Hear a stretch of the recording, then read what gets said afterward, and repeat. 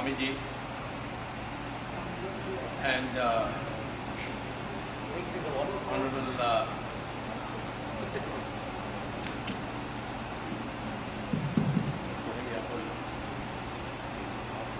and citizens of Houston City. I'm greatly honored by this opportunity to address you.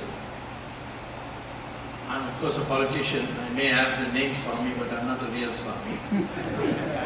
And I've been given a topic which is religious in nature. Of course, I've always believed that religion should be in politics, but politics should not be in religion. And it's very difficult to keep the two apart. And the only thing we can make sure is that we don't bring politics into religion. But there has to be religion in politics if you don't have values in the conduct of political affairs. I would assume that, I would assume there would be no challenge if I said that both Mahabharata and Ramayana are really political scriptures. They describe political principles. In fact, the last sermon of, if I may call it, of Bhishmacharya to Arjuna is full of gold nuggets of wisdom on how to conduct political affairs. There are so many questions that Arjuna asks him, and he is giving very, very interesting reply. I remember one of them, Arjuna said, "When shall I make allies with enemies, and when I should not?" So Bhishma said that I'll tell you a story, that cat and mouse we know are enemies, deadly enemies. At least the cat will eat up the mice, at least this much the rat knows.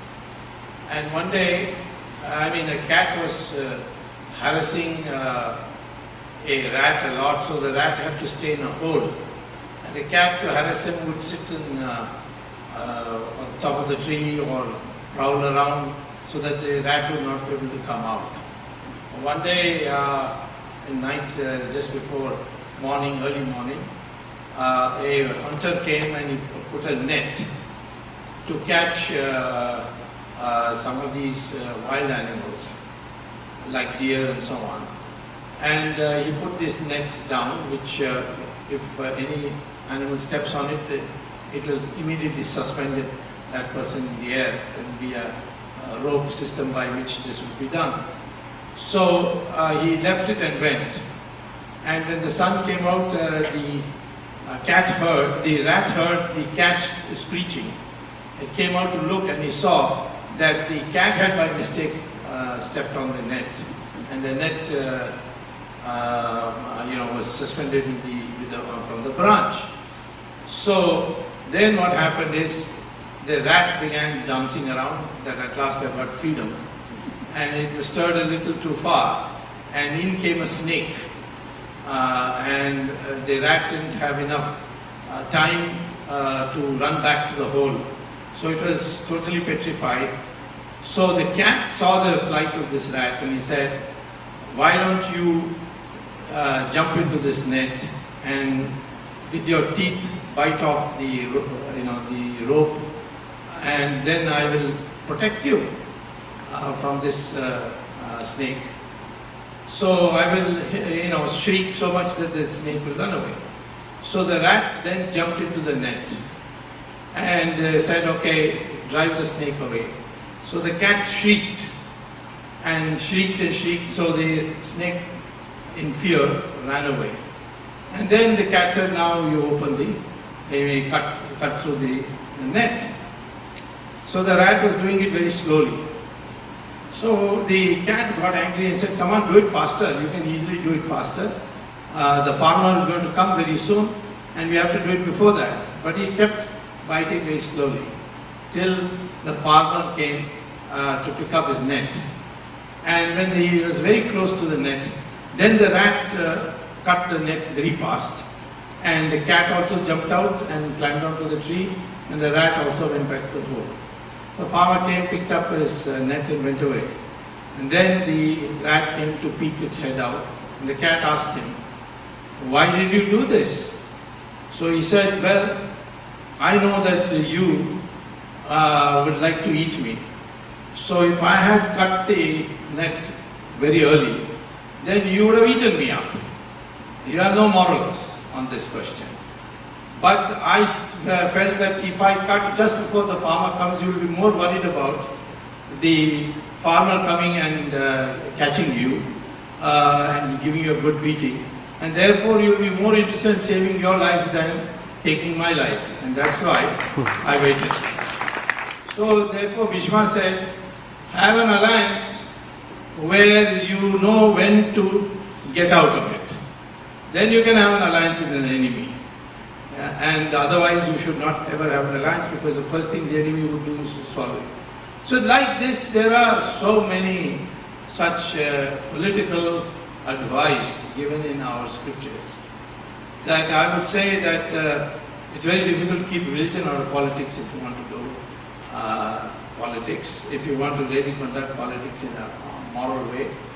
But you certainly should keep politics out of religion. So, however, I'll take great care to minimize the political content of my speech, and certainly at question time you're there to control which questions will be allowed or not. I today want to speak about an important aspect of our daily life, and that's called the mindset. And mindset is actually how we respond, the outlook we have to respond to events that happen to us. There are many events which unfold in your life.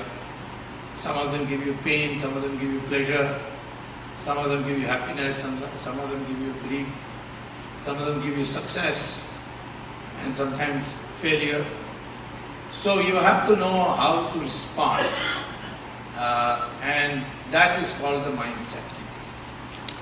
And there Gita, in various slokas which I'll take you through, explains very clearly what should be the mindset. And that's what I would like to begin with. First and foremost, I'd like to read out sloka number 47, which is in chapter 2. And this is on page 28. And I've taken this from Ganapati Sachidanand Swamy's Gita. You can take it from any other. Mike has to be closed. Huh? I can't hear. Mike is not. Yeah, okay. I'm taking it from Sachidanand, Ganapati Sachidanand Swamiji's Bhagavad Gita. And what Krishna says to Arjuna in shloka number 47 is this: your right is to work only and never to its fruit. Many would have been told this a number of times. Let not the fruits of action be your motive, nor should you be attached to inaction. That is, you have in life only freedom of action. You can never tell when the fruit of that action will come to you. There is, to use a mathematical term, there is no linear relationship between your effort and the getting of your fruit. In life you must be found that there are often when you work very hard for something and get nothing. And sometimes you work very little and you get a lot. And that's the principle, essentially what Lord Krishna says. You'd be surprised that Business Week about 2 years ago had an article saying that corporate executives in America are being taught Bhagavad Gita in its content to reduce stress. It turned out that stress arises because you have this ego attachment that your efforts must produce results. And you are constantly stressed whether you are putting enough effort or you are capable, and you therefore you make a heroic effort to succeed.